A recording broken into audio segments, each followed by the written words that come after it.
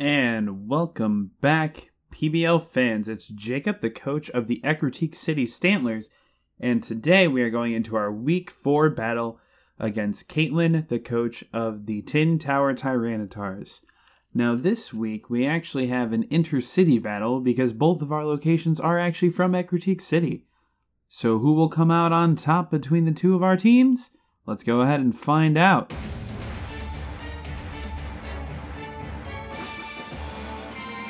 Okay, and you can see the start of the battle here against Kaitlyn, the coach of the Tin Tower Tyranitars. We go ahead and lead off with Static Shock, a newly acquired Pokemon for our team in Jolteon, however, a Pokemon that I am very used to using in the past. She does lead off with Splinter the Nianchao, and I kind of expect this thing to either be Life Orb or Choice Scarf. I was kind of hoping it was Life Orb variant, but we'll find out. So I go for a Protect just to kind of scout it out and see exactly what's going on. And since she went for U-turn instead of Fake Out on turn 1, I do expect this thing to be a Choice Scarf variant. So she does go for the U-turn once again, which kind of confirms my thought, and she does end up switching out into Donphan to give herself some momentum. So here he is, and we do go for the Thunderbolt just in case. We wanted to play it safe for the first couple turns. Unfortunately, we don't get any damage in there. Now we are expecting an Earthquake, so we do just go ahead and switch right out into Purple Haze, and as you can see, Purple Haze does perfectly levitate above Riding Dirty's Earthquake. So here we kind of expected a switch out, but instead she decided to go for Ice Shard, maybe just to see how much damage she would do. It was not that much, as Purple Haze does now fire off his Will-O-Wisp, and you can see that that does a very respectable amount of status conditioning to Riding Dirty, as it is now burned and its attack stat is cut by 50%. So it is now pretty much just a rapid spin machine, and that's all it can do. So she does switch it out, and she does bring out King Boo.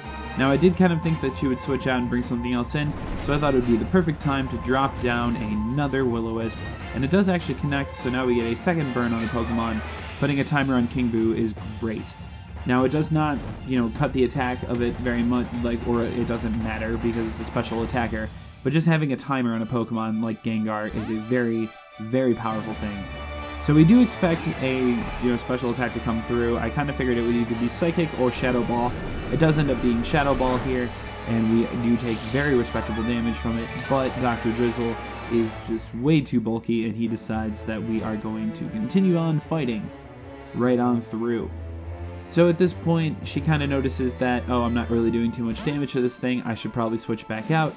So I figured that we could just go for Knockoff to punish whoever it is that decides to come in. And as you can see here, it is Splinter, who takes very little damage, but does lose his Choice Scarf, and that is bad for Splinter. What that also means for me is that I now know that Static Shock is the fastest Pokemon on the squad in the entire battle. So that's good for me. Now I do expect a fighting attack to come through, so I do go ahead and switch back out into Purple Haze, and as you can see, this high jump kick does a pretty minimal amount of damage. It did less than 40, and with Black Sludge Recovery, we are able to heal a lot of that back up. Now here, I figured that the Will-O-Wisp was too obvious, and that she would end up going back into Gengar, or / King Boo, or into Riding Dirty Donphan to catch the Will-O-Wisp for no effect. But instead, we decide to go for Flamethrower, so we can just get some chip damage off on whichever one of the two decided to come in. Now, luckily, we do get a lot of damage down onto King Boo, especially since we have no special attack investment, but unfortunately, we do get locked up in the Curse Body. Honestly, that doesn't matter too much, because we were planning to switch out anyway. We've kind of got her in a cycle right now where we're kind of doing the same moves over and over again, and we're kind of slowly coming out on top through those rotations. So we do go for another Dr. Drizzle coming into Shadow Ball. If she had Thunderbolt there, that would have been a great time to show it off, because that would have done very significant damage to Dr. Drizzle. But unfortunately, she either didn't make that read or did not have the Thunderbolt on there. So at this point, she does go for the switch, which kind of tells us that she doesn't have it, and she does end up bringing out Splinter again, expecting probably a knockoff. But instead I went for Stealth Rocks because I figured that we wouldn't get to knock anything off because she could just bring the Nianchao back out. So at that point, it is not looking too well of a situation to keep Dr. Drizzle in, so I do just decide to switch out once again, because worst case scenario, she goes for some kind of coverage move, and Purple Haze can hopefully take it. She does just go for the high jump kick again though, so So that does do pretty good damage, but again, we already know that we can take those all day, every day, with pretty much no repercussion. As you can see, we get some Black Sludge recovery there, and she decides to go for Rock Slide, maybe just expecting me to go for Flamethrower, get some damage off, but instead I figured that she'd stay in this time, so I just go for a Will-O-Wisp, and as you can see, we do get the third burn off for Purple Haze in this match. So Purple Haze is having a great match so far. Hopefully he can bring it out home in the rest of it, but you know, we'll have to wait and find out. So as you can see, the burn damage comes down, and now she decides to go for a Rock Slide again, and we take still minimal damage. However, we do get down to about half HP as we go for our Pain Split to restore a pretty decent amount. We do get, what was that, I believe 20-some, 23 perhaps, plus our Black Sludge recovery. So at that point, I feel that that was a big red flag for her of like, hey, you better get out of here because you are clearly losing this battle. However, she figured that she wants to get one more knockoff in beforehand just to get rid of my Black Sludge, and I totally stand by that decision. It was a pretty good one to stop the passive recovery that I had going on. However, we do get the Flamethrower off, and does some pretty good damage, but this thing does have Regenerator, so if it switches out, it's not the end of the world, as it will recover 30% of its HP.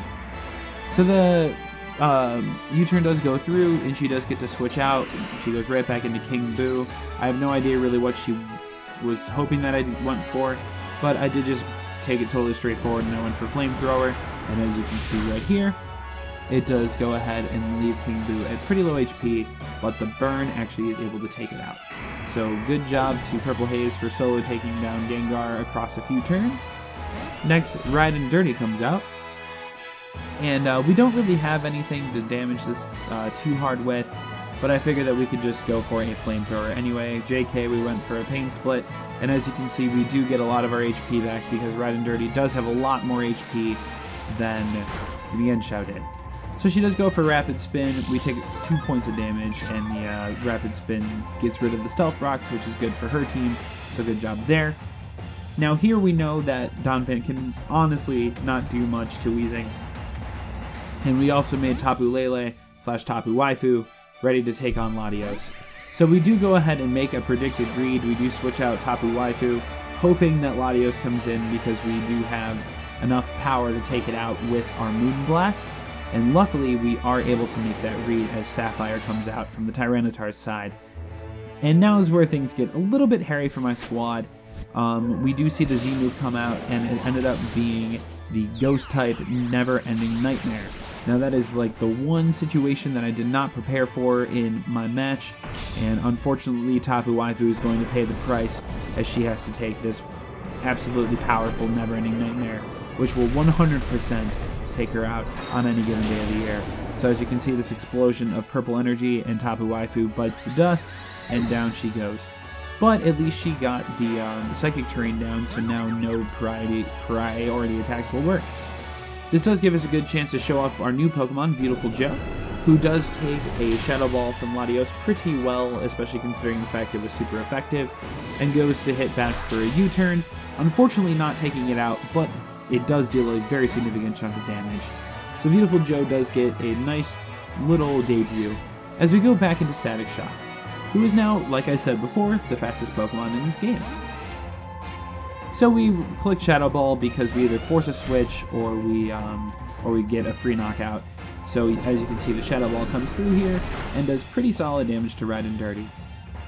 Now we are free to just hit Shadow Ball again. She can't really go for Ice Shard because we still have the Psychic Terrain up, and we're obviously faster, so there's nothing that Riding Dirty can really do to us. So we are pretty safe just to hit Shadow Ball again. I think at this point she knew that, so she decided to just stay in and let us take care of Donphan. Bada bing, bada boom, Riding Dirty is now fainted and out of the match. So Static Shock does start taking some more of his Life Orb attack damage, and that was starting to spook me a little bit.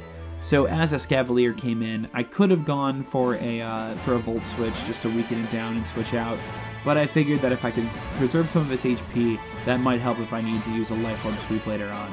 So we do just switch out into Purple Haze, and we do Levitate over the Drill Run. And now we go for a Flamethrower, a ×4 super effective attack, so even though we don't have that much special attack investment, we are able to deal half the damage to this thing. As she goes for an Iron Head, and Freya does a very solid amount of damage to Purple Haze. At that point, she kind of realizes that she's going to faint, so she does switch out and bring Sapphire back out into the mix. I don't really know what she was expecting us to do, maybe throw out a Will-O-Wisp or something. But we do go for Flamethrower, and that does end up taking out Sapphire. So that will be another knockout for Purple Haze within this match. And as you can see from what I said before, he's definitely putting that work in. So in comes the Burn Splinter. We're not really fearing this thing too hard. She does go for Rock Slide, and this kind of begins a small little wet noodle fight between Purple Haze and Splinter. She does get the flinch, which is nice for her. It's also kind of nice for me because the lower HP I get, the more I can get back from my Pain Split. However, the hacks go both ways, so after a flinch, she gets Miss. And it's actually bad for me because I would have liked to get more HP off of Splinter and more onto Purple Haze, but that's quite alright with me. So the burn is starting to stack up, and she decides to go for Rock Slide here. I'm kind of realizing that I'm not getting too much HP back from this thing, so I do just decide to go straight away for Flamethrower and just start putting that offensive pressure down that Weezing can give. At this point, by the way, I do kind of break down her team and realize that Weezing is pretty much able to carry the rest of this match as long as nothing goes crazy.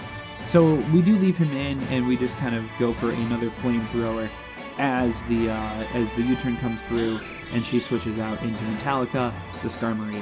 So we do go for the Flamethrower, and it does do a lot of damage. We ended up looking at the calcs, or at least I did later on, so that was a more offensively built Skarmory. However, we get the burn, which is super nice for our team. So we get the burn, which does gimp a lot of its attack power, so we decide to stay in just to see how much damage this thing can do to us. And as you can see, this Brave Bird actually doesn't do too much, and we are actually able to survive. So that is very, very appreciated. We do go for Flamethrower to finish off Metallica, giving Purple Haze another knockout within this match, and proving that he can be a very solid nuisance to any squad if they're not ready to deal with his defensive prowess. So Splinter comes out again, and at this point I kind of figure that she is just going to go for maybe some kind of coverage move, thinking I'll switch, or a U-turn to get some recovery off.